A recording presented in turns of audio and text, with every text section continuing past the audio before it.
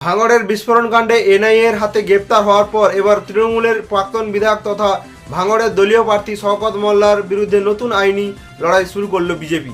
এবার তার বিরুদ্ধে নির্বাচনী হলফনামার ভুয়ো শিক্ষাগত যোগ্যতা পেশ করা এবং একটি বড়সড় অন্তরাজ্য জাল শংসাপত্র চক্রের সঙ্গে যুক্ত থাকার অভিযোগ উঠেছে।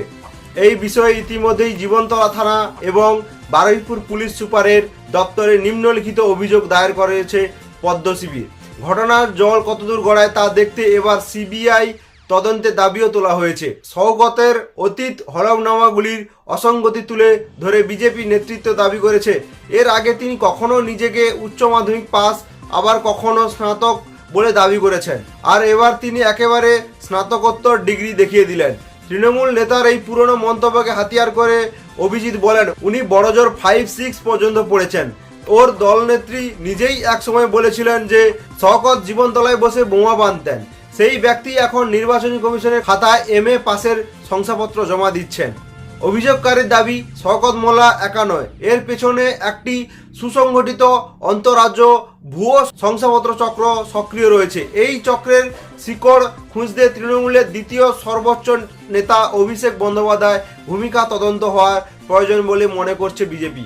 বিজেপির দাবি অনুযায়ী শওকত 2016 সালে একটি বিতর্কিত বোর্ড থেকে উচ্চ মাধ্যমিক পাস করার কথা বলেন, অথচ তার মাত্র 2 বছরের মাথায় অর্থাৎ 2018 সালেই তিনি রাজস্থান থেকে নিয়মিত কোর্সে স্নাতক হয়ে যান।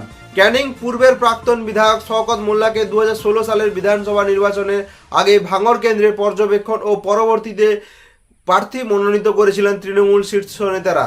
নির্বাচনী হলফনামায় শওকত দাবি করেছিলেন তিনি রাজস্থানের সিংহানিয়া বিশ্ববিদ্যালয় থেকে রাষ্ট্রবিজ্ঞানে স্নাতকোত্তর পাস করেছেন।